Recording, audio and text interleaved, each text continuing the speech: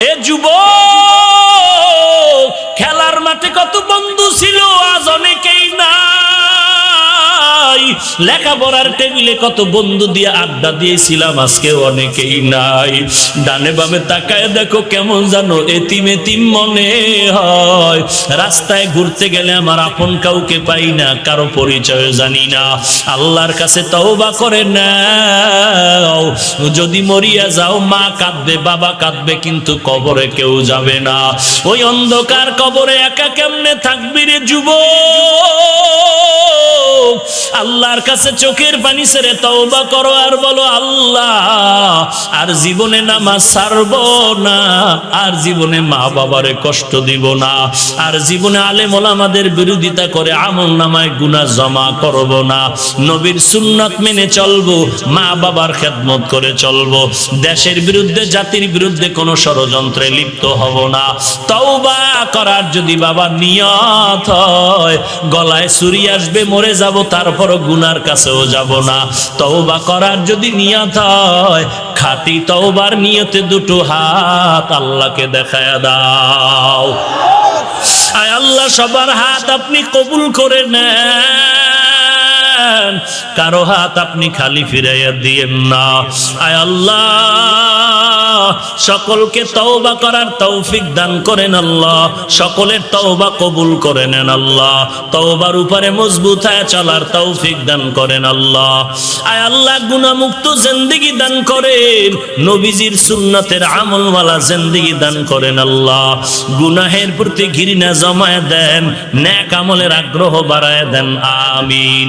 এরে নবীর উম্মতের দল, অন্তর থেকে হিংসা দূর করে দাও, মোহাব্বত নিয়ে মানুষের ভালোবাসতে শিখো। আল্লাহর কাছে তৌফিক চাও, আল্লাহ তুমি দয়া করে মাফ করে দাও, গুনাহের পথেও যাব না। তওবার জন্য চোখের পানি লাগবে, না হয় তওবা আল্লাহর কাছে গ্রহণ হবে না। নিজের গুনার কারণে যদি চোখে পানি না থাকে, ডানে বামে যদি কান্নাওয়ালা কাউকে পাও, হাতটা বাড়ায় দোয়া নাও, আর দোয়া চাও, কান্নাওয়ালার দোয়া খালি ফেরত যাবে না। আল্লাহ পাক আমাদের মাফ করে দেন, এই মাহফিল মাফ করে দেন আল্লাহ, সকলের মেহনত কবুল করে নেন, আমিন। আলহামদুলিল্লাহি রাব্বিল আলামিন, ওয়াসসালাতু ওয়াসসালামু আলা সাইয়্যিদিল আমবিয়া ওয়াল মুরসালিন وعلى آله وأصحابه أجمعين يا أرحم الراحمين يا أرحم الراحمين يا أرحم الراحمين رب ارحمهما كما ربياني صغيرا رب ارحمهما كما रब्बयानी सगीरा बता हमको तेरे राह किस तरफ है तेरे राह पर चला हमको खुदाया। आय अल्लाह कुदरतेर नजर दिया ताकाय देखेन, এ বিশাল ময়দানের মধ্যে আপনার আশেক বান্দা বান্দিরা হাজির হয়ে গেছে। আয় আল্লাহ, কত উলামায়ে কেরাম হাজির,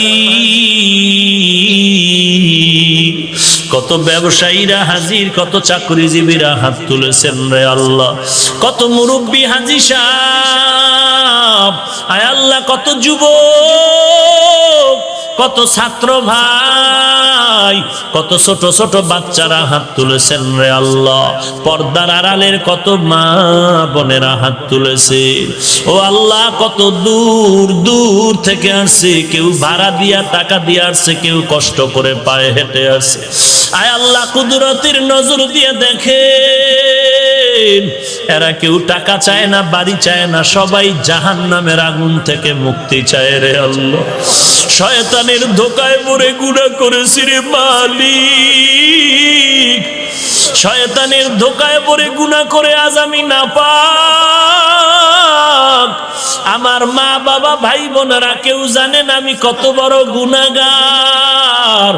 আয় আল্লাহ, আপনি তো জানেন আমার মতো গুনাহগার এই জমিনে আর কেউ নাই। গুনাহের কারণে আমার হাত নাপাক, জিহ্বা নাপাক, কত গীবত শিকায়াত করে জিহ্বাটারে নাপাক করেছি, অন্তরের নাপাক করেছি রে আল্লাহ। সর্বশেষ আপনার তওবার দরওয়াজায় ফিরে আসছি রে আল্লাহ। গুনাহগার বলিয়া ফিরাইয়া দিয়েন না রে মালিক। আমরা তো আপনার আদরের নবীর উম্মত। আয় আল্লাহ, নবীর দিকে তাকাইয়াও কি মায়া হবে না? আপনার তো ছেলে নাই, মেয়ে নাই, আমরাই তো আপনার আদরের গোলাম রে আল্লাহ। গুনাহগার বলে ফিরাইয়া দিয়েন না রে মালিক। তওবার দরজায় ফিরে আসছি, আমাদের তওবা কবুল করে নেন। এ জীবনে না করিলাম বন্দেগী, এ জীবনে না করিলাম বন্দেগী, গুনাহ করে কাটাইলাম জিন্দেগি, গুনাহ করে কাটাইলাম জিন্দেগি। তওবা করে আবার তওবা ভাঙ্গিলাম, তওবা করে আবার তওবা ভাঙ্গিলাম। অবশেষে খাঁটি তওবা করিলাম, অবশেষে খাঁটি তওবা করিলাম। আয় আল্লাহ, আমরা তওবার দরজায় আসছি, আর ফিরে যাইতে চাই না, গুনাহ নিয়ে ফিরতে চাই না। আয় আল্লাহ, আপনি যদি আমাদের ক্ষমা না করেন, রহমান নামটা কেন রাখলেন? আপনি যদি মাফ না করেন, গফফার নামটা কেন রাখলেন? ও আল্লাহ, আমরা তো আপনার আদরের বান্দা, আমরা আখেরি নবীর উম্মত। মেহেরবানি করে আমাদের জীবনের সব গুনাহগুলো মাফ করে দেন। আয় আল্লাহ, আজকের মাহফিল কবুল করে নেন, আয়োজনকারীদের কবুল করে নেন, সহযোগিতা যারা করেছে কবুল করে নেন। আয় আল্লাহ, যারা যত দোয়া চাইছে সকলের দিলের নেক দোয়া কবুল করে নেন। আয় আল্লাহ, আমার ভাই মাস্টার কামাল সাহেবকে কবুল করে নেন। হিসাব মিলাইতে হবে, আমি যে বছর বছর বয়ান করলাম, আমার এই উদ্দেশ্যটা কি পরিমাণ হাসিল হইল? আমি যে বয়ান করলাম উম্মতের জাহান্নাম থেকে বাঁচানোর জন্য, আমার বয়ানের মাধ্যমে কিছু মানুষ কি জাহান্নাম থেকে বাঁচতে পারলো কিনা? আমার বয়ানে টুপি ছাড়া কিছু মানুষ টুপিওয়ালা হইল কিনা?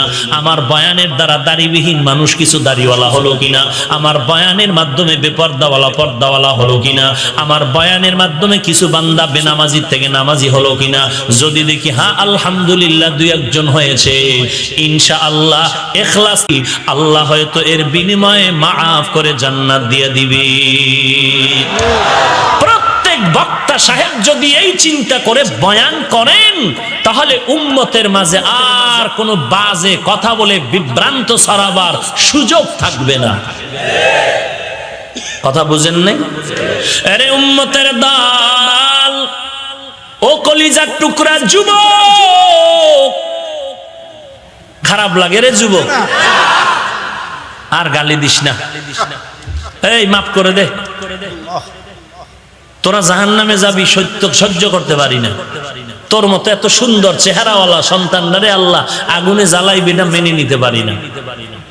পা দুটো আগায় দে, পায়ে হাত রেখে বলছি আজকে থেকে আর নামাজ বাদ দিস না রে ভাই। পায়ে হাত রেখে বলছি আর নবীর সুন্নতের জবাই করিও না রে ভাই। বলো আমার রসুলের রেখে যাওয়া সুন্নতের আমল, আমার নবী এত কষ্ট করে যে আদর্শ রেখে গেলেন, আদর্শ সুন্নতের আমল করবে হিন্দু ভাইয়েরা? বলেন বলেন, খ্রিস্টানেরা, ইহুদিরা? বলেন আপনারা, বলেন কারা করবে? কোন দেশের মুসলমান? আমেরিকান? হ্যাঁ, বাংলাদেশের না সারা বিশ্ব? আরে আসতে বলেন কেন? সারা বিশ্ব। শুধু ভোলার মুসলমান ব্যতীত। আপনাদের রসুলের সুন্নাত না মানলে কোনো অসুবিধা? দেখছেন নি আমি যে এইভাবে লাইনটা সাজায় প্লেস করলাম, নবীর সুন্নাত না মানলে কোনো অসুবিধা? সবার আওয়াজ আসার দরকার ছিল, নাই নাই।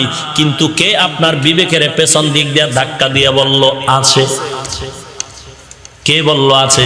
আছে বললেন, অথচ কেন সুন্নত মানেন না?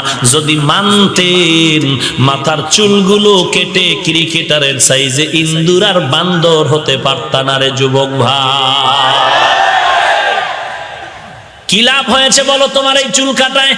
যৌবন বেড়েছে খানিকটা, আব্বা আম্মা দোয়া বাড়ায় দিছে, পরীক্ষার রেজাল্ট ভালো, চেহারা উজ্জ্বল হয়েছে? না না, বরং উকুন থাকার বাগান পায় নাই, বাগান পেয়ে গেল। দুই নাম্বার, দুই একজন গাঞ্জাখোর তোমারে ধন্যবাদ দিয়ে কয়, বন্ধু কামের মতো একটা কাম করেছিস। অযুবক, একটা যুবক যদি দাঁড়ায় বলো, হাফিজ ভাই এইভাবে চুল কাটলে টিকটিকি হইতে পারলে পুরস্কার পাওয়া যায়, অনেক লাভ। অনেক লাগবে না, একটা লাভের কথা ক। আমিও তোর মতো চুল কাটতে রাজি আছি রে বাবা। যদি মনে করো নামাজ না পড়লে দুনিয়ার কোনো লাভ আছে, বল, আমিও নামাজ ছেড়ে দিব। কিন্তু তোর বিবেকের কাছে একটা প্রশ্ন রাখবো, একটু চিন্তা ভাবনা করে জবাব দাও। আমরা হাফিজুর রহমান ওলামায়ে কেরাম কোরআনওয়ালারা আজকে কোরআন পড়লাম, হাদিস পড়লাম, তোমার পায়ে ধরে বুঝাই নামাজ পড়ো, তুমি রাজি হও না। টুপি মাথায় দিতে বলি, দাও না। বরং উল্টা আমারে ধাক্কা দিয়ে বলো, টুপি না পড়লে অসুবিধা কি? দাড়ি না রাখলে অসুবিধা কি? পোশাক না পরলে অসুবিধা কি? নামাজ না পড়লে অসুবিধা কি? এত ফতুয়াবাজি করেন কেন? টুপির মধ্যেই কি ইসলাম? পোশাকের মধ্যেই কি ইসলাম? দাড়ির মধ্যেই কি ইসলাম? নামাজের মধ্যেই কি ইসলাম? করেনি? করেনি? একজন নবীর আশিক যদি খাঁটি হয়, যেমন একটু এতক্ষণ বললেন না মানলে অসুবিধা আছে, তাদের দিলটা কেমন হবে? ভাইজান টুপি পরেন না কেন? সে বলবে, হুজুর আসলে টুপি পরা দরকার, পারি না, ঝামেলায় পড়ে আছি, একটু দোয়া করবেন, চেষ্টা করব। এটা হলো খাঁটি মুমিনের কথা, খাঁটি মুমিনের কথা। আর যে বলবে টুপি লাগবে না, দরকার নাই, অসুবিধা কি, এর মধ্যেই কি ইসলাম? এটা নেফাকির কথা, এটা খাঁটি মুমিনের কথা হতে পারে না। ভাইজান নামাজ কেন পড়েন না? খাঁটি আশিক বলবে, হ্যাঁ হুজুর নামাজ পড়া দরকার, পারি না, ঝামেলায় পড়ে আছি, দোয়া করবেন, চেষ্টা করব। আর যার অন্তর নেফাকি নাপাক, সে বলবে নামাজ না পড়লে অসুবিধা কি? আল্লাহ না করুন কিয়ামতের ময়দানে যদি আমার রাসূলও বলে, এই বেটা তোরে আলেম ওলামারা বলছে নামাজ পড়, তুই বলছো নামাজ না পড়লে অসুবিধা কি? টুপি না পড়লে অসুবিধা কি? পর্দা না করলে অসুবিধা কি? আমি আজ বলে দিলাম, তুই যা, তোর মতো উম্মত না হইলে আমার অসুবিধা কি? ভাইরা আমার, আরেকটু সামনে আগাবো। অযুবক ভাই আগাবো, থাকবেন না চলে যাবেন? সবাই দেখি তো কারা কারা থাকবেন না।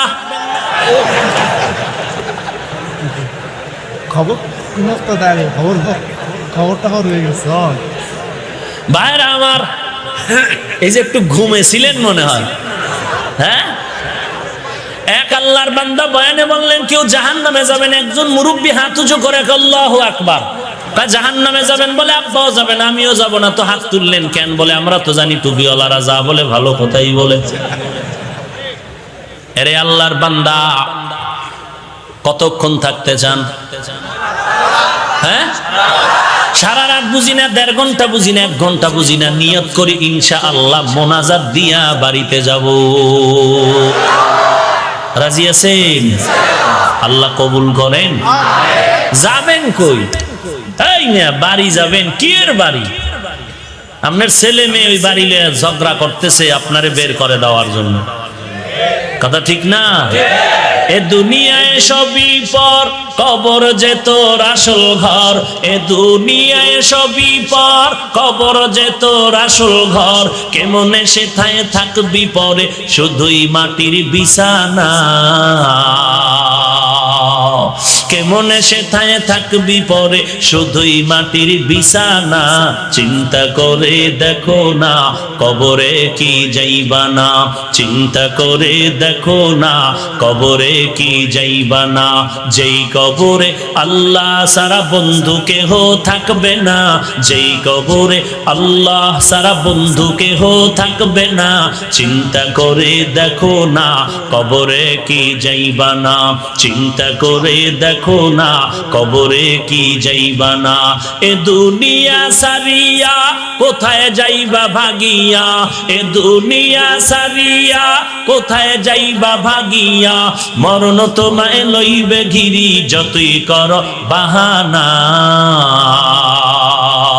মরণ তোমায় লইবে ঘিরি যতই করো বাহানা চিন্তা করে দেখো না কবরে কি যাইবা না যেই কবরে আল্লাহ সারা বন্ধু কেহ থাকবে না যেই কবরে আল্লাহ সারা বন্ধু কেহ থাকবে না চিন্তা করে দেখো না কবরে কি যাইবা না চিন্তা করে দেখো না কবরে কি যাইবা না অবশেষের ঠিকানা শুধুই মাটির বিছানা আরো শুনবেন হ্যাঁ অপেক্ষা করেন আল্লাহ সবাইকে কবুল করেন আলিফ লাম মিম এর আরো কিছু কথা রেখে দিলাম এবার সামনের শব্দ হলো জালিকাল কিতাব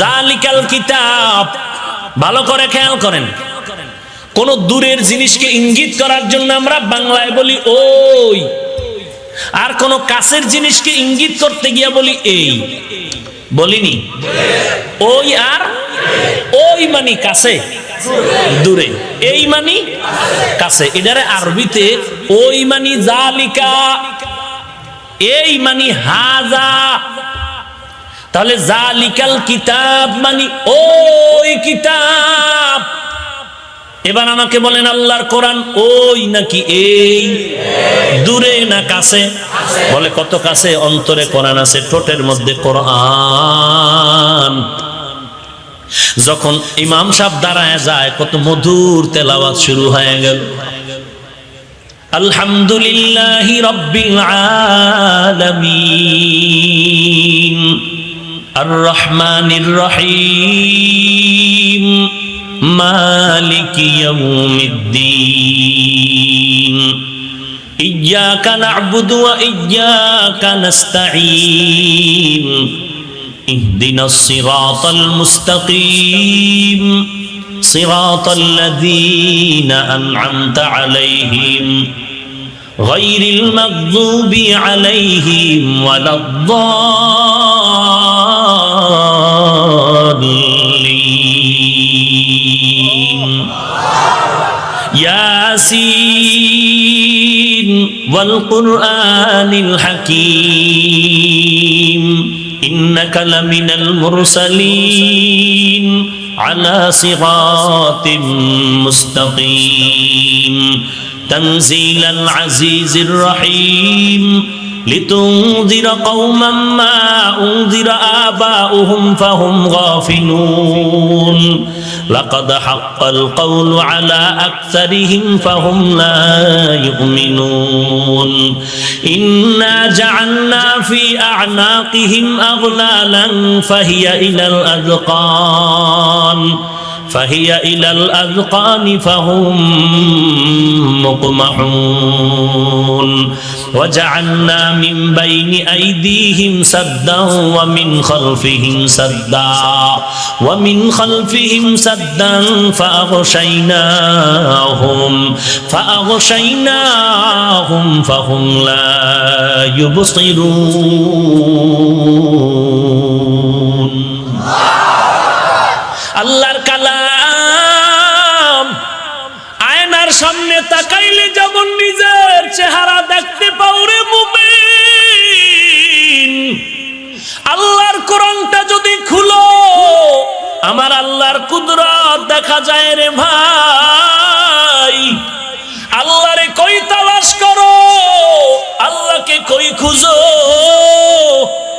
আল্লাহ আল্লাহ বলেন বান্দা আমি তো তোর পাশেই আছি ওয়াফি আনফুসিকুম আফালা তুবসিরুন বান্দা নিজের মধ্যে তালাশ কর আমি আল্লাহর পরিচয় পেয়ে যাবি মাইকে কথা বলি ব্যাটারির চার্জ চলে যায় বিদ্যুতের বাতির বিল দিতে হয় ফ্যানের বাতাস দিয়া ঠান্ডা করে এই দুনিয়াতে আসার পর জিব্বা নামের মেশিনটা লাগাইয়া নারায় নারায় কত কোটি কোটি কথা সাপ্লাই দিলাম এই মেশিনটা তো কোনোদিন গরম হলো না তেল পেট্রোল অক্টেন কে দিল চিন্তাও করলি না এরে নবীর আশিকের দল আবার সবাই কথা কয় সবার কথার মধ্যে মজা লাগে না আল্লাহ অনেকের কণ্ঠে কথায় মজা বাড়ায় দিলেন ওরে আল্লাহর গোলাম আমার মাওলারে কই তালাশ করো ওই কথার মধ্যে আল্লাহর কুদরতের ঘ্রাণ এরে নবীর আশিক উম্মতের দল কোরআন হলো কাছে তাহলে হবে হাদাল কিতাব কিন্তু আল্লাহ কাছের কোরআনটাকে ওই কিতাব কেন বললেন জালিকাল কিতাব কেন বললেন প্রশ্ন বুঝলে জবাব দেওয়া সহজ হয়ে যাবে আল্লাহ তাআলা কোরআনটা ছিল কাছে বলার দরকার ছিল হাজাল কিতাব আল্লাহ কেন বললেন জালিকাল কিতাব মানে ওই কিতাব মানে দূরের কিতাব কাছের কিতাবটাকে কেন ওই শব্দ বলিয়া সম্বোধন করলেন এ হলো প্রশ্ন আপনারা সময় দিন আমি তার জবাব দিব চারটা একটু সময় লাগবে পারবেননি এক নাম্বার জবাব জালিকাল কিতাব অর্থই হলো হাজাল কিতাব এখানে জালিকা ঘুরাইয়া হাজা উদ্দেশ্য করে বললেন কারণ এটা এমন একটা কিতাব এটা অলংকার দিয়ে আল্লাহ সাজায় দিয়েছেন ফাসাহাত বালাগাত দিয়ে আল্লাহ সাজায় দিয়েছেন ও বান্দা যে কেউ কোরআন ধরবা আর বুঝবা এটা এত সহজ নয় দুই নাম্বার জবাব প্রশ্ন ছিল কি হাজাল কিতাব এই কিতাব আল্লাহ কেন বললেন ওই কিতাব কোরআন ছিল কাছে দূর হিসাবে সম্বোধন কেন করলেন তার একটা জবাব গেল দুই নাম্বার জবাব যদিও কোরআনের শব্দ লাইন বাক্য সূরা সব আমাদের কাছে তবে কোরআনের ব্যাখ্যা আমাদের জেহেন থেকে জ্ঞান থেকে ব্রেন থেকে অনেক অনেক অনেক দূরে ওদিকে ইঙ্গিত করে বললেন জালিকাল কিতাব কয়টা গেল তিন নাম্বার জবাব হলো আল্লাহ তাআলা ওই কিতাব বলে বুঝাইলেন আরে উম্মতের দল ওই আদম আলাইহিস সালাম থেকে ঈসা নবী পর্যন্ত যত কিতাব আল্লাহ দান করেছেন যত শরীয়তের ইলম দান করেছেন যত বিধিবিধান দান করেছেন সব কিতাবের ইলমগুলো আল্লাহ সমষ্টিগতভাবে জমা করে আল্লাহ কোরআনের মধ্যে সব ঢুকায়া দিয়েছেন এইজন্য আল্লাহ বললেন এই কোরআন এমন একটা কিতাব ওই আদম নবীর কিতাবের ইলমের কিতাব ওই ইব্রাহিম নবীর কিতাবের ইলমওয়ালা কিতাব এই কোরআনটা কেমন কিতাব জালিকাল কিতাব মানে ওই ঈসা নবীর কিতাবের ইলমের কিতাব এই কোরআন এমন কিতাব ওই দাউদ আলাইহিস সালামের কিতাবের ইলমের কিতাব এটা কোরআনের কিতাব জবাব নাম্বার 4 এটা এমন কিতাব কাছে না ওই লাউহে মাহফুজের কিতাব লাউহে মাহফুজ চিনেননি বেড়াইতে যান নাই হায় হায় শিক্ষক ছাত্ররে কয় এই হিমালয় পর্বত কাছে না আসমান কাছে কয় কোন কি স্যার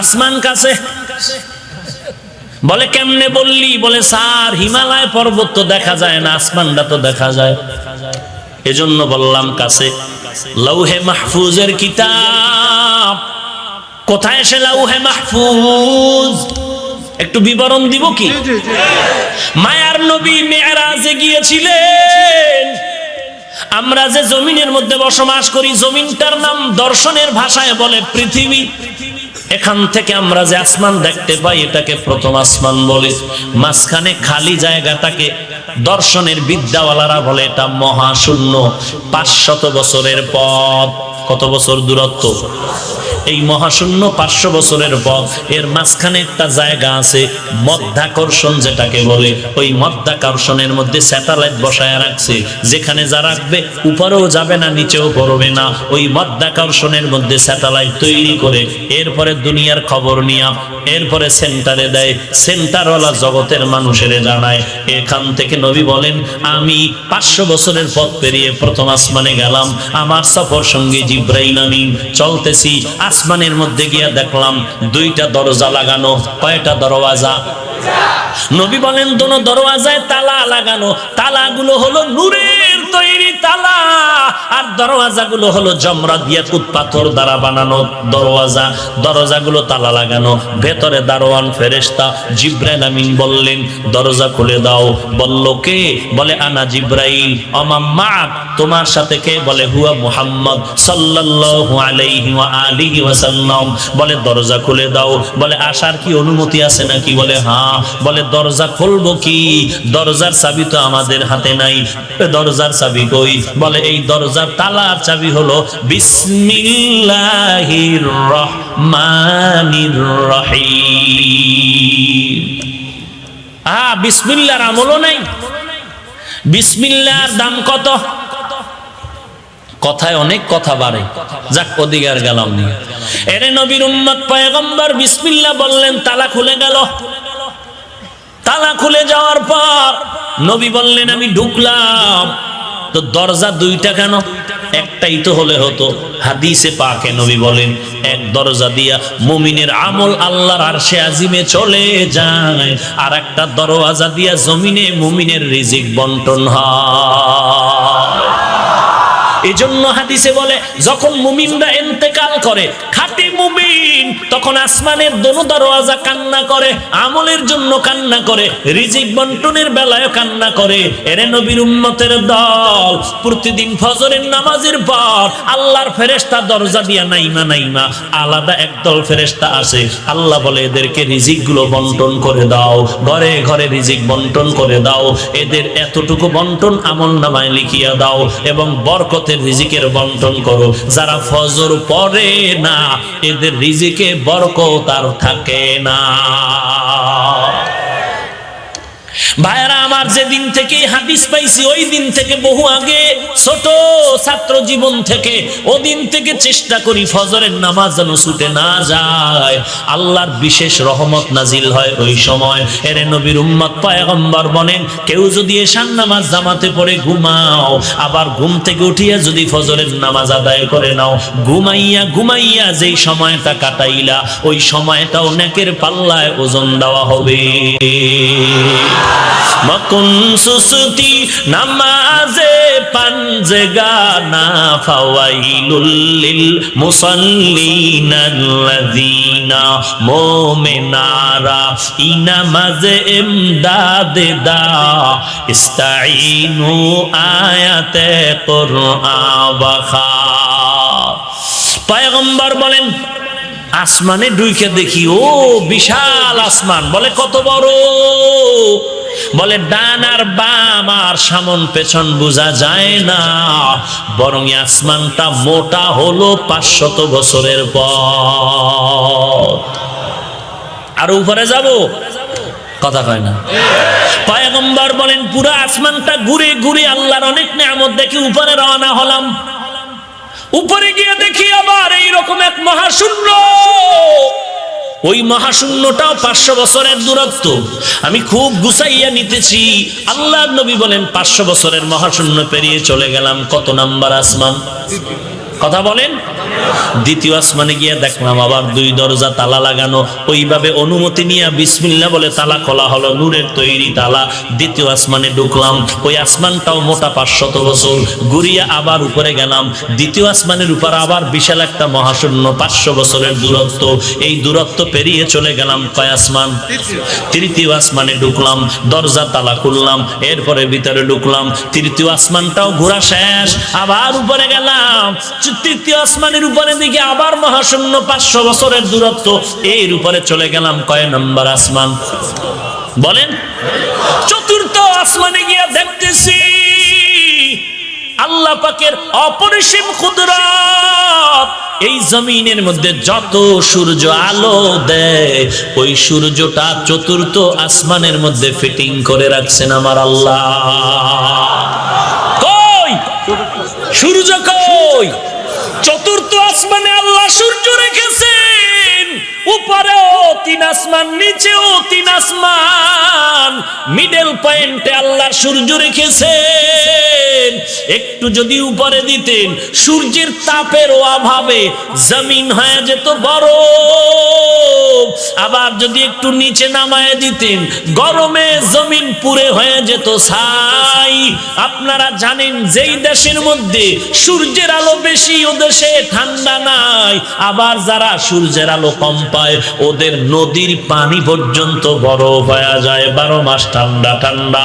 এর নবীর উম্মত আমার আল্লাহ ওই সূর্যটারে চতুর্থ আসমানে মিডলে রেখেছেন।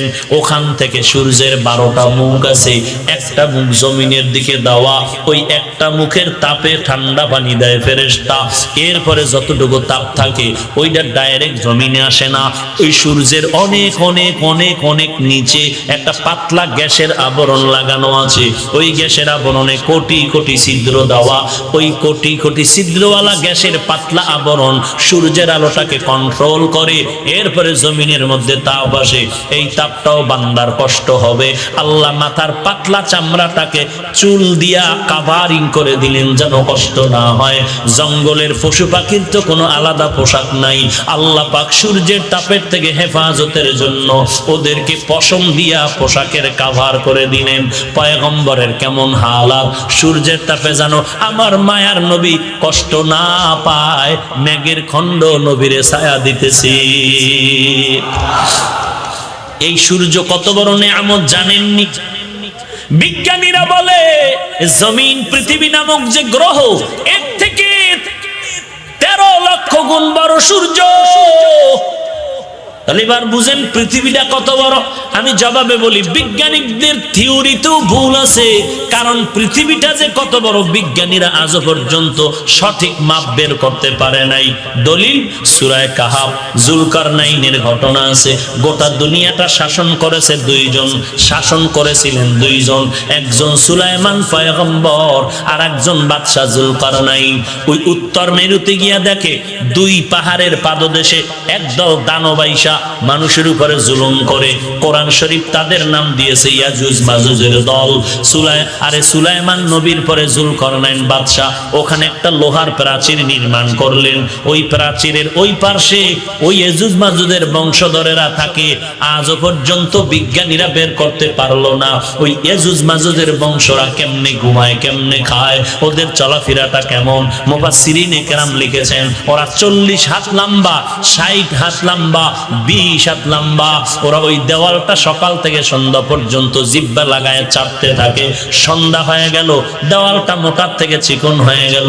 যখন যায় কয় এতটুকু রেখে বাড়ি চল, আগামীকাল এসে চাপবো। পরের দিন এসে দেখে আবার মোটা হয়ে গেছে। আল্লাহর কুদরতে যেদিন এই পার্শ্বে আসার অনুমতি হবে ওই দিন তারা সন্ধ্যাবেলা যাওয়ার সময় বলবে ইনশাআল্লাহ কালকে আইসা শেষ করব। ইনশাআল্লাহর বরকতে দেখবে দেওয়ালটা আর মোটা হয়নি। ওরা চাটিয়া শেষ করিয়া এদিকে প্রবেশ করবে। মানুষ ধরবে আর খাবে, ধরবে আর খাবে।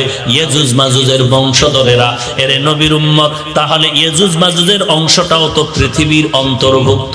আজও পর্যন্ত ধরতে পারলো না, কারণ ওখান দিয়ে রকেট চলে না, ওখান দিয়ে প্লেন চলে না, ওখান দিয়ে তাদের কোনো অস্ত্রই চলে না। এরে নবীর উম্মতের দল, এই রকম দুনিয়াতে এমন কিছু জায়গা আছে যেখানে বান্দার শক্তি ব্রেক হয়ে যায়। এই পৃথিবী যত বড় হতে পারে, বিজ্ঞানীরা জ্যামিতিক হারে একটা মাপ দিয়া যে আয়তনটা নিয়েছে, এই আয়তনের মাপ দিয়া সূর্যটাকেও দূরের থেকে একটা মাপ দিয়া তারা বলে পৃথিবী যত বড় তার থেকে 13 লক্ষ গুণ বড় সূর্য। কিন্তু সূর্যের কাছে দুনিয়ার কেউ যাওয়ার কোনো ক্ষমতা নাই।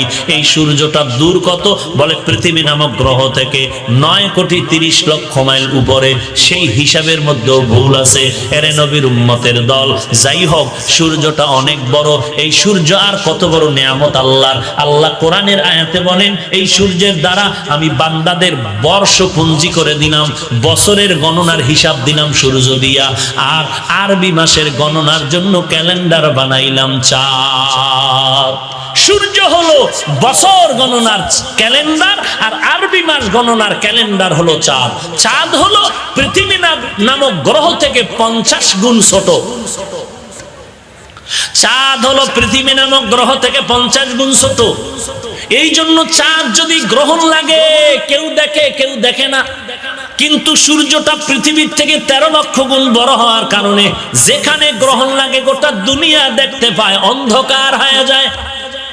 আল্লাহর নবী বলেন এই সূর্য আর কি উপকার করে জানো? এই সূর্যের মধ্যে 7টা কালার আছে। 7টা কালার। কয়টা কালার? 7টা কালার। কেমন দেখছো? বলে বৃষ্টির সময় পূর্বাকাশে তাকাইয়া দক্ষিণে যদি একটু কনে কনে তাকাও, দেখবে একটা সাগরের উপর থেকে বৃষ্টির সময় একটা পাইপ উঠে। পাইপ, এটাকে রং ধনু বলে। সূর্যের আলো পায়া পায়া আলোকিত হয়ে যায়। সূর্য তোমার জন্য কি উপকার করে জানো? এই জমিনের মধ্যে যত ফসল, গাছের মধ্যে যত ফল হয়, সব ফল ফসলের কালার বানায় সূর্য, আর স্বাদ বাড়ায় চাঁদের আলো। যেই জায়গায় দেখবেন সূর্যের আলো বেশি, ওই জায়গার কালার বেশি। আম গাছ লাগাইছেন, দেখবেন সূর্যের আলো যেই পার্শ্বে বেশি, ওই পার্শ্বের আম কালার বেশি। আবার রাতের আলোতে তাকায় দেখবেন যেই আম গাছের আমের পার্শ্বে চাঁদের আলো বেশি, ওই পার্শ্বের আম মিষ্টি বেশি। আর যেখানে দেখবেন চাঁদের আলো যে আম কম পাইছে, মিষ্টিও কম। এরে নবীর উম্মতের দল, নবী বলেন আমি কুদরতের সূর্য দেখে উপরে গেলাম, যাব আরো। পয়গম্বর বলেন চতুর্থ আসমানের সূর্য দেখিয়া এরপরে যখন উপরে রওনা হয়ে গেলাম, উপরে গিয়ে দেখি আবার খালি জায়গা, 500 বছরের দূরত্ব। এর উপরে পঞ্চম আসমান ঘুরলাম, 500 বছরের মোটা। এর উপরে আবার চলে গেলাম 500 বছরের মহাশূন্য। এর উপরে কত নাম্বার? ষষ্ঠ আসমান। অনেক নিয়ামত দেখলাম। এর উপরে মহাশূন্য, 500 বছরের উপরে দূরত্ব।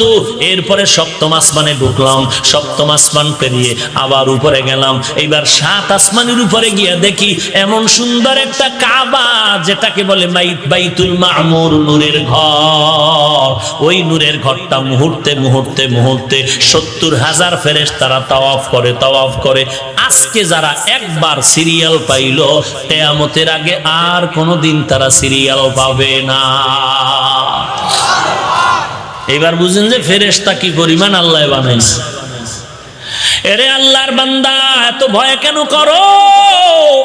ইখলাস দিয়া সুন্নতের আমল নিয়ে আগাও। বেঈমানের ভয় পাইয়া লাভ নাই। আমার টাকা নাই, অস্ত্র নাই, লাগবে না। সিলেটের জমিন বিজয়ী করেছে শাহজালাল, টাকা পয়সা লাগে নাই, অস্ত্র লাগে নাই। তার অস্ত্র ছিল তাহাজ্জুদের নামাজ আর ফজরের আযান। আল্লাহর কসম, আল্লাহর কসম করে বলি রে মুমিন, নামাজ পড়বা না, নবীর সুন্নাত মানবা না, তোমার হাতে আল্লাহ ইসলামের পতাকা দিবে, হবে না। আল্লাহ ইসলাম হেফাজত, আল্লাহ তাআলা তাহাজ্জুদ ওয়ালার মাধ্যমে, আমল ওয়ালার মাধ্যমে ইসলামের বিজয় করবে। তুমি আল্লাহর হুকুম মানবা না, তোমার দ্বারা ইসলামের বিজয়ের নিশান কোনোদিন উড়বে না। তোমাকে কে বলেছে রাসূলের সুন্নাত জবাই করে নামাজ রোজা বাদ দিয়া তুমি ইসলামের পেছনে সময় দাও? না, তোমার দ্বারা ইসলামের কিচ্ছু হবে না। আল্লাহ যদি চায় আল্লাহর খাস বান্দা দিয়া করাবেন, কাউকে লাগবে না। ওই বেঈমানের মোকাবেলায় আপনার মতো আমার মতো গুনাহগার দরকার নাই, আল্লাহর ফেরেশতাই যথেষ্ট। ইতিহাস নাই? বলেন না কেন? অভাব নাই। আপনাকে কে বুঝাইলো যে নামাজ লাগবে না? কে বুঝাইলো সুন্নত লাগবে না? তো আপনি সুন্নত মানবেন না, তো রসুলের আশেকরা না মানলে কে মানবে? পয়গম্বর সপ্তম আসমানের উপরে বলেন বাইতুল মামুর কাবা। কেমন পজিশনে? ঠিক ওই 7 আসমানের উপরের কাবার মধ্যখানে ছাদে একটা পাথর যদি ফেলে দেওয়া হয়, ওই পাথরটা 7টা আসমান ভেদ করে ঠিক জমিনের বাইতুল্লাহর ছাদের মাঝখানে এসে পড়বে। পয়গম্বর বলেন এরপরে আরেকটু উপরে গেলাম, গিয়া দেখি সিদরাতুল মুনতাহা, বড়ই গাছ। এক একটা বড়ই কত বড়? বলে তেলের ড্রামের মতো এক একটা বড়ই। আর পাতাগুলো কালকে লাল, হাদিসের ইবারত, এক একটা বড়ই গাছের পাতা হাতির কানের মতো বড়। নবী বলেন ওখানে আমি বসলাম, এখান থেকে আবার উপরে চললাম, যাব। পয়গম্বর বলেন আল্লাহ পাক এবার আলাদা বাহন ব্যবস্থা করেছেন, ওখান থেকে আবার রওনা হয়ে গেলাম। যাচ্ছি এমন ভাবে চলতেছে বিদ্যুতের গতি ফেল, আমি যাচ্ছি এমন ভাবে তাকায় তাকায় দেখতেছি এমন এক অন্ধকার অন্ধকার অন্ধকার অন্ধকার অন্ধকার অন্ধকার, কিছুই দেখা যায় না। চলতেছে চলতেছে চলতেছে চলতেছে, অনেক অন্ধকারের মাতাক্কাগুলো পেরিয়ে অনেক অনেক অনেক অনেক উপরে গিয়ে দেখলাম এমন একটা পর্যায়ে চলতেছে আমার বাহন, পানি পানি পানি পানি পানি আর পানি, পানি আর পানি, পানি আর পানি। ওই পানির ওই স্তরগুলো পেরিয়ে অনেক উপরে গিয়ে দেখলাম ওই পানির উপরে আল্লাহ তাআলা নির্মাণ করে রাখছেন নূরের তৈরি আরশে আজিম। আমি পয়গম্বর ওই আরশে আজিমে যখন ঢুকতেছি তাকায় দেখলাম 8 জন ফেরেশতা ওই আরশে আজিম কাঁধে নিয়ে দাঁড়িয়ে আছে, আর ওদের পা হলো জমিনের নিচে, কাঁধের উপরে আরশে আজিম, পা কই? আল্লাহর নবী বলেন আমি আরশে আজিমে ঢুকলাম, নূরের তৈরি আরশে আজিম। ওখানে ঢুকে দেখলাম বিশাল একটা তক্তা, ওই তক্তার মধ্যে দেখলাম কোরআন লেখা। এই তক্তার আরবি হলো লাউহুন, সংরক্ষিত তক্তার নাম লাউহে মাহফুজ। মাহফুজ মানে সংরক্ষিত, লাউহুন মানে তক্তা, সংরক্ষিত তক্তার নাম লাউহে মাহফুজ। নবী বলেন আমি তক্তায় দেখলাম কোরআন শরীফ সুন্দর করে লেখা। এখন যেইভাবে আমগো কাছে কোরআনটা সাজানো, ওই লাউহে মাহফুজের মধ্যে কোরআনটা ওইভাবে সাজানো। এখানে যেমন আলহামদু শুরু সূরাটা আগে, ওই ঠিক লাউহে মাহফুজেও আলহামদু আগে। এখানে যেমন কুল আউযু বিরাব্বিন নাস শেষে, ঠিক লাউহে মাহফুজের মধ্যে ওইভাবে কোরআন সাজানো। আল্লাহ তাআলা বললেন যালিকাল কিতাব, ওই কিতাব মানে ওই লাউহে মাহফুজের কিতাব, ওই কিতাব মানে ওই লাউহে মাহফুজের কিতাব। ও নবীর উম্মত আশিকের দল, ওই কোরআনটা সিনায় লাগাইলা না, পড়তে জানলা না। এরে পর্দার আড়ালের মা আসেনি, মা এরে পর্দার আড়ালের মা, আলেমের মা, হাফেজের কোরআনের মা, ও মা তুমিও মা। মনে কি চায় না একজন আলেমের মা হয়ে কবরে যাও, হাফেজে কোরআনের মা হয়ে কবরে যাও, সন্তান তোমার জানাজার ইমামতি করবে। এটাই তো মা বাবার জীবনের বড় পাওনা। এরে পর্দার আড়ালের মা, গজনবীর বাদশাহ সুলতান মাহমুদ কবরে চলে গেছেন। স্বপ্ন যোগে জিজ্ঞাসা করা হলো কবরের কি হালাত? বলে আল্লাহ আমাকে মাফ করেছেন। বলে কেন, আমল কি? বলে একটা সামান্য আমল, কোরআনের আদব রক্ষা করেছিলাম। বলে কেমনে? বলে আমি সফরে রওনা হয়ে গেলাম, রাতের বেলা একটা ঘরে আশ্রয় নিলাম রাত্র যাপন করার জন্য। ছোট একটা ঘর, আমাকে যেই জায়গায় বিছানা দিল থাকার জন্য, আমি শুইতে গিয়ে দেখলাম আমার পায়ের কিনারায়, খেয়াল করেননি, আমার পায়ের কিনারায় একটু উঁচু জায়গায় কোরআন শরীফ রাখা। আমি চিন্তায় পড়ে গেলাম, আমি মাহমুদ এখানে ঘুমাবো, পায়ের কিনারায় উঁচু জায়গায় কোরআন থাকবে, হতে পারে না।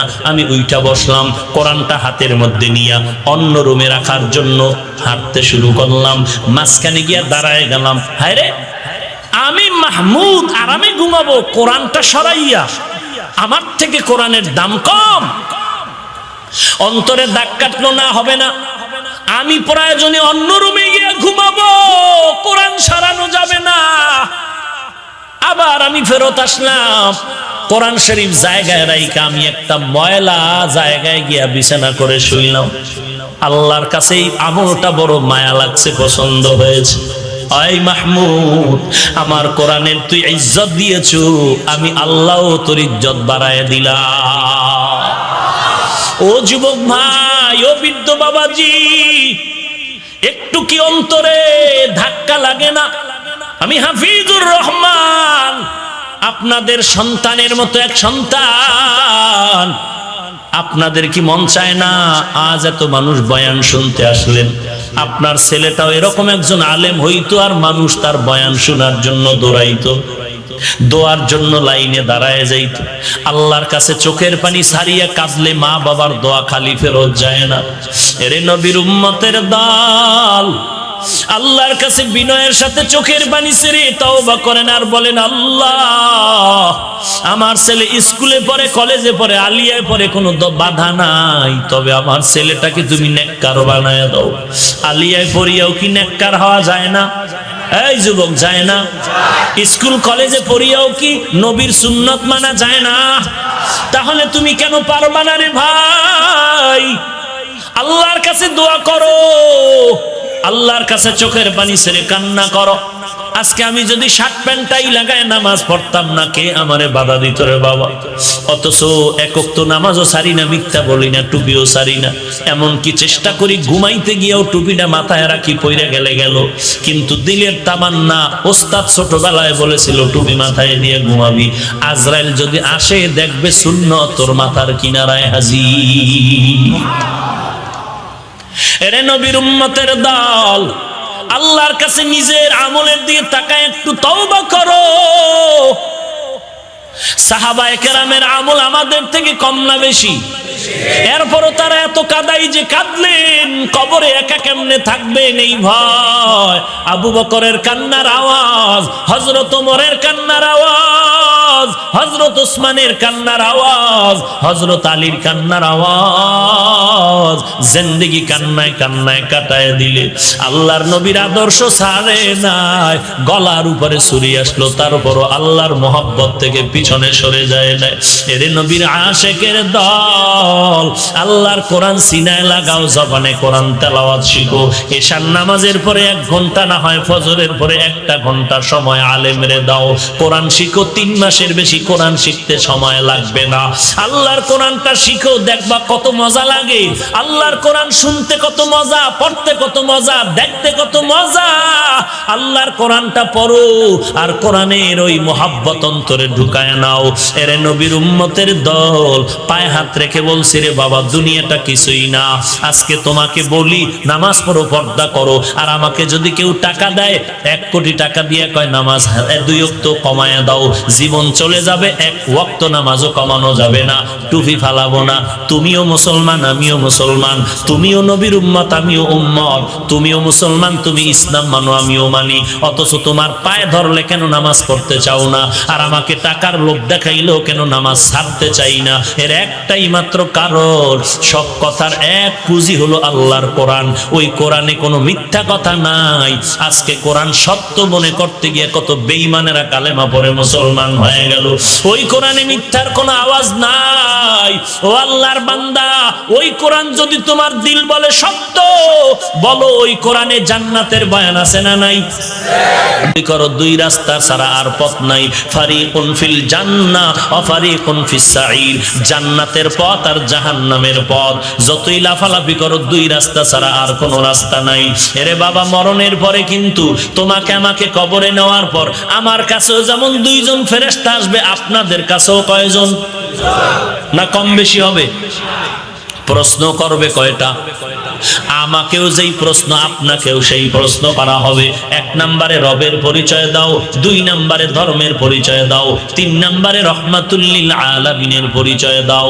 এই 3টা প্রশ্ন আপনাকেও করা হবে, আমাকেও করা হবে, পীর সাহেবকেও করা হবে, কোনো দলাদলি চলবে না। ওই কবরে যখন প্রশ্ন করা হবে, যারা রব মানিয়া, ইসলাম মানিয়া, সুন্নাত মেনে কবরে যাবে, তারা জবাব দিবে রব্বি আল্লাহ, আমার রব দিনিয়াল ইসলাম, আমার ধর্মের নাম। এরপরে নবীকে দেখাইয়া বলবে, চিননি ওই নবীকে? যারা আমার নবীর সুন্নতের বড় আশিক, তারা তাকায় বলবে, ইনি তো আমার সেই মায়ার নবী, যেই নবীকে না দেখিয়া আলেমদের কথায় পড়ে টুপি পড়েছি, যেই নবীর আদর্শের দাড়িটা রেখেছি, লম্বা জামা পরেছিলাম, কত মানুষ টুপিওয়ালা বলে গালি দিত, দাড়িওয়ালা বলে গালি দিত, নামাজি বলে গালি দিত, তারপরও নামাজ ছাড়ি নাই। ওই নবীর আশিক, যেই নবীকে দেখলে কলিজা পর্যন্ত ঠান্ডা হয়ে যায়, যেই নবীর জন্য দুনিয়ার সবাই পাগল, ওই মায়ার নবীকে দেখা মাত্র বলবিনি তো আমার সেই মায়ার নবী, যেই নবীর সুন্নতের জন্য জীবনটারে বিসর্জন দিয়েছি। আল্লাহ অর্ডার করবে আর ডিস্টার্ব করিও না, এই বান্দার একটু আরামে ঘুমাইতে দাও, কারণ দুনিয়াতে বান্দা আরামে ঘুমাইতে পারে নাই। আমি মাওলাকে রাজি করার জন্য কত রাত্র ভোর রাত্র ওইটা নামাজে দাঁড়ায় কান্না করেছে, যেখানে কোরআনের আওয়াজ পাইতো দৌড়ায় যাইতো, যেখানে আল্লাহর জিকিরের মজলিস পাইতো দৌড়াইয়া যাইতো। ওই বান্দার জিহ্বাটা জিকির দিয়া ভিজায় রাখতো, আল্লাহর জিকির ছাড়া তার জবানটা খালি যাইতো না। ওই বান্দা যেখানে দিনের আলোচনা পাইতো দৌড়ায় যাইতো, ঘুমাইতে পারতো না। এখন বান্দারে বেহেশতের বিছানা বিছায়া দাও, কবরের মধ্যে বেহেশতের বিছানাটা বিছায়া দিবে। পয়গম্বর বলেন বান্দা এমন একটা আরামের ঘুম দিবে, ইসরাফিল সিংহায় ফুৎকারের আগে তার ঘুম নষ্ট কেউ করবে না। পক্ষান্তরে যারা ওই অন্ধকার কবরে গুনাহগার হয়ে যাবে, আল্লাহ যখন অর্ডার করবে ফেরেশতারা প্রশ্ন করবে, রবের পরিচয় দাও, ধর্মের পরিচয় দাও, রাহমাতুল লিল আলামিনের পরিচয় দাও। যারা রবের চিহ্ন না, দুনিয়াতে ইসলাম মানলো না, নবীর সুন্নাত মানলো না, এদের কোনো জবাব নাই। একটা কথা বলবে, হা হা লা আদরি, হা হা লা আদরি, বড় আফসোস আমি কিছুই জানি না, কিছুই জানি না। তখন আল্লাহ পাক রাগান্বিত হয়ে আওয়াজ দিবেন, কুদরতের আওয়াজ। আল্লাহ বলবেন, রে ফেরেশতা, এই বান্দাকে আমি দুনিয়াতে বড় ছাড় দিয়েছি, আর এখন ছাড় দেওয়া যাবে না। দুনিয়াতে বান্দাকে আমার দেওয়া নিয়ামত দিলাম, আমার দেওয়া পানি, আমার দেওয়া মাছ, আমার দেওয়া বাতাস, আমার দেওয়া সূর্যের আলো, সব আমি বান্দারে আরাম করে দিলাম। আমার দেওয়া নিয়ামত পাইয়া বান্দা একবারও আমারে ডাকে নাই, নামাজ পড়ে নাই। আমি আল্লাহ সেদিন বাধা দেই নাই, আমি আল্লাহ রাগ করে পানিও বন্ধ করি নাই, বাতাসও বন্ধ করি নাই। কিন্তু বান্দা এত বড় নিমক হারামি করলো, আজকে একটা সেকেন্ডের জন্য তাকে ছাড় দেওয়া যাবে না। আল্লাহ পাক কুদরতের আওয়াজ দিয়ে বলবেন, রে কবরের মাটি, এই গুনাহগার নাফরমানকে দুই পার্শ্ব থেকে জোরে চাপ দাও। কবরের মাটি এমন জোরে চাপ দেওয়া শুরু করবে, ওই চাপের কারণে পাজরের হাড়গুলো চুরমার হয়ে যাবে। এরে নবীর উম্মতের দল, এরে নবীর আশিকের দল, আল্লাহর অর্ডারে কবরের মাটি যখন চাপ দিবে, একটা নয়, দুইটা নয়, 70 থেকে 99টা সাপ কবর ভরে যাবে। ওই কবরে জাহান্নামের আগুন। আজকে দুনিয়াতে সূর্যের গরম সহ্য করতে পারো না রে আল্লাহর বান্দারা, ওই কবরে গিয়া জাহান্নামের আগুন কি করে সহ্য করে নিবা? আজকে গুনাহ দিয়ে তাকায় দেখো, এই ময়দানে মনে হয় যেন আমার মতো গুনাহগার কেউ নাই। গুনাহের কারণে আমার হাত না পাক, আমার চোখ না পাক, আমার জিহ্বা না পাক হয়ে গেল। আল্লাহর কাছে বিনয়ের সাথে চোখের পানি ছেড়ে কান্না করো। গুনাহের কারণে দিলটা শক্ত, চোখে পানি নাই। আল্লাহকে বলো, হে মালিক, কান্নাওয়ালা চক্ষু দাও, এমন চোখ দান করো যেই চোখের পানিতে জাহান্নামের আগুন ঠান্ডা হয়ে যাবে। ও আল্লাহ, আর জীবনে কোনো গুনাহ করব না, নামাজ ছাড়ব না, মা বাবাকে কষ্ট দিব না, আলেম ওলামাদের বিরোধিতা করব না। ও আল্লাহ, আর জীবনে তোমার নবীর সুন্নতের বিরুদ্ধে চলব না, আলেম ওলামাদের বিরোধিতা করে গুনাহগার হব না। আয় আল্লাহ,